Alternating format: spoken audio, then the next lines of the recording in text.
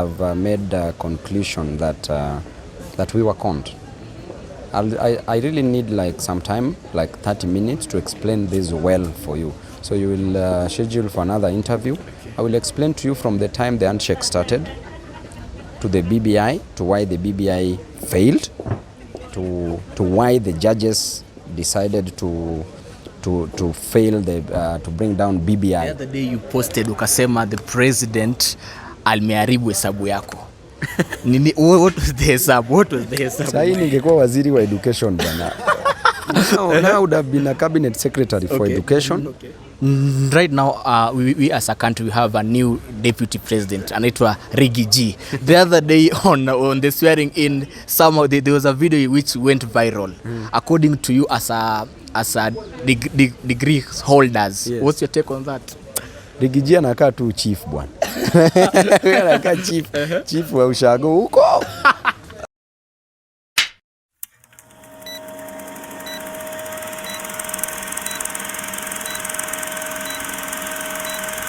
Yo, what's up guys, how are you doing? I go by the name Vincent Mboya, the entertainment critic officer. Na kama kaida channel yetu ndo nambari moja kwa burudani, channel yetu ndo nambari moja kwa ombea na nguna kiletaga mchezo kiletaga mzamza tunawapotezea. So right now guys, I am with the one and only His Excellency Babu Owino. How are you sir? Fine Vincent, mambo vipi? Niko salama. Uko sawa? Yes sir.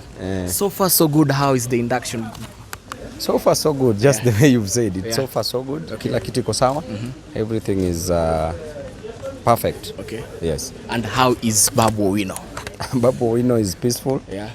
And a happy man, although not very happy, taking into account of the recent happenings. Okay. Yeah.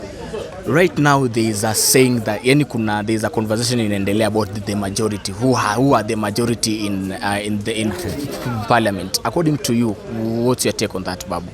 But that's obvious. Okay. It's too obvious because legally we are the majority. Okay. Azimio coalition party is a combination. So many parties came together to form Azimio as a party. So everybody was being elected in their parties but under Azimio. Okay. So we have the majority in parliament, and that is the legal status as things stand. So there is nothing the Kenya Kwanza is saying that Azimio is a party with that nobody was elected in Azimio except Babu was contesting as a presidential candidate. But that is wrong because all in all we were all in Azimio. The agreement that we signed was signed. Political parties signed agreements with Azimio. Yes. Yeah. And what if the speaker turns the table? That's up to him. Okay. But I know they've stolen before. They are preparing to steal again. But we have numbers, so if they want to do so, that's their cup of tea, not our cup of tea. But all in all, legally speaking, we are the majority in parliament. Okay. Yes. And Babu, who writes for you your captions on your post? Because your captions, they're always touching us. Your caption, they have some, okay, it's if I'll be taking sides, I'm sorry, but they have some truth in it. Yeah. Okay. Who writes for I'm the one who manages my accounts. Yeah. My Twitter account, I manage my Twitter account, and I manage my Instagram account, and also my Facebook account. I'm the one who manages those accounts. So the caption depends on probably level of education. Pia, you must be creative. Yeah. You must be creative. You must think things out. It needs critical thinking because you are dealing with the masses. And at times you can post something which is not in the interest of some parties. But all in all, it does not matter. What is important is not to please others. It's about talking about the truth. And also, don't be a people's pleaser. Just talk about the truth and do your work. The other day you posted ukasema the president almeharibu hesabu yako. Nini, what was the hesabu? Sasa ningekuwa waziri wa education bana. Now I would have been a cabinet secretary for education. Okay. And as I said, comrades, students would be studying for free. Right now theducation would be free of charge. Nobody would have been sent out of school. Okay. So what I know is that there's still time, and God's time is the best. Let him serve, but let him work for people. Actually, I want to challenge him. He said that help loan is going to be a grant. So let us start from there. Okay. We need comrades to be given that grant and not pay it back. Okay. Yes. And they also talked about free university education, if you remember. So we need all those to be implemented. Our work in opposition now is to criticize, but objectively. Objective criticism, nothing personal. We'll ensure that we oversight the executive. We keep checks and balances under the doctrine of separation of powers. Checks and balances. Our work is to oversight the executive. Okay. Yes. And right now, we as a country, we have a new deputy president, anaitwa Riggy. The other day on the swearing in, there was a video which went viral. According to you, as a degree holders, what's your take on that? Riggy anakaa tu chief bwana. Anakaa chief wa ushago huko. Si hata wewe unaona. Huyo ni chief. Okay. So that's what I can say about him. Yeah. But again, when I look at him, he doesn't look like a stupid person. He's not. Yeah. Because he's very fluent when he speaks. He's coherent. So he has brains. That I think so. But he looks like a chief. Yes, not a deputy president. Right now, there are rumors on the corridors wanasema now the only Luo kingpin mwenye amebaki is Babu Owino. How can you take that? Is it a compliment? On that, I wouldn't want to comment about it because Baba is still my kingpin. As Babu Owino, Baba is still my kingpin, although I'm also people's kingpin.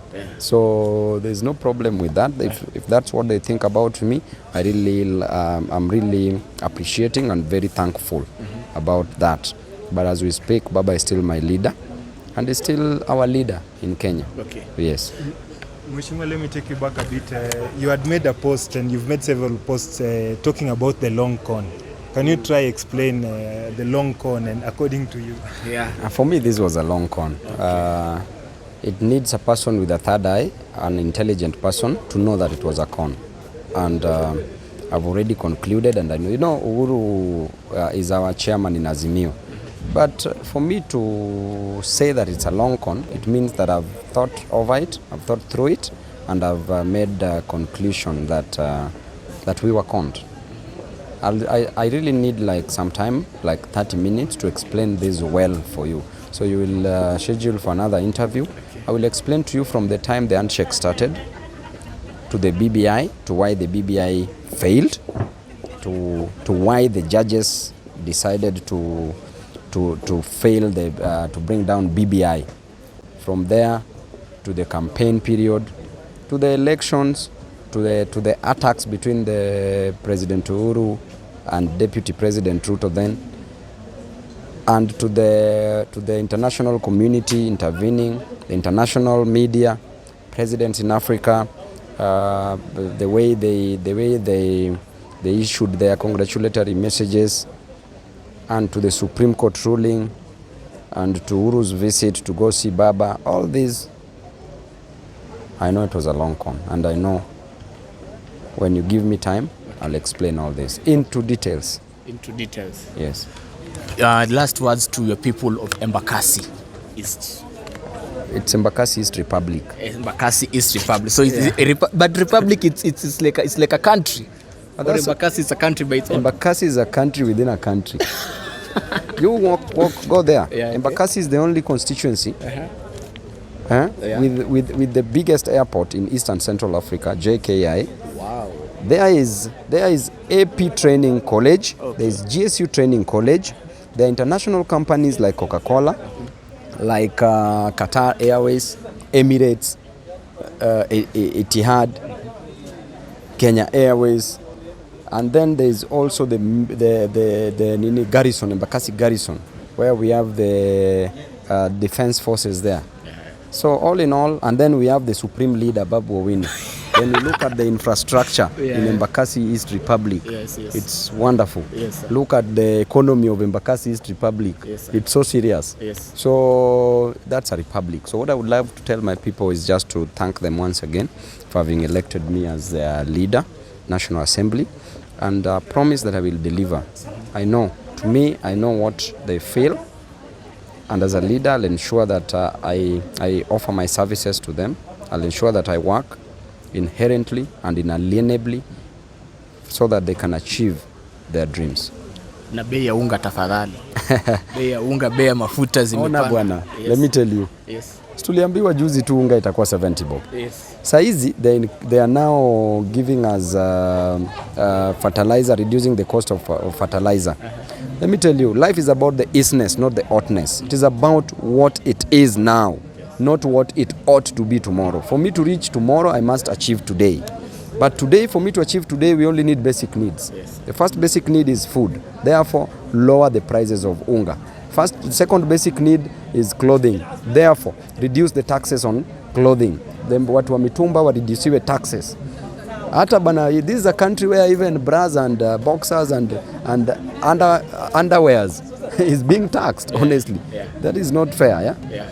So the most important thing is to reduce taxes on clothing, and also rent, pia wa reduce rent for citizens. Yes. So the basic needs are food.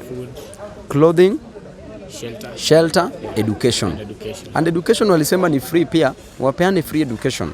Fertilizer tutakula fertilizer sahi. That is, we have to wait for fertilizer. Yes. Sindio? Yes. We have to wait so that at least planting season comes, then harvest season. So by the time we reach that period and people are dying of hunger, will you even have that patience to wait? No. You will not. Okay. Yes. Thank you so much, Mheshimiwa. Asanteni sana wazito. Kindly subscribe to Vincent Mboya TV.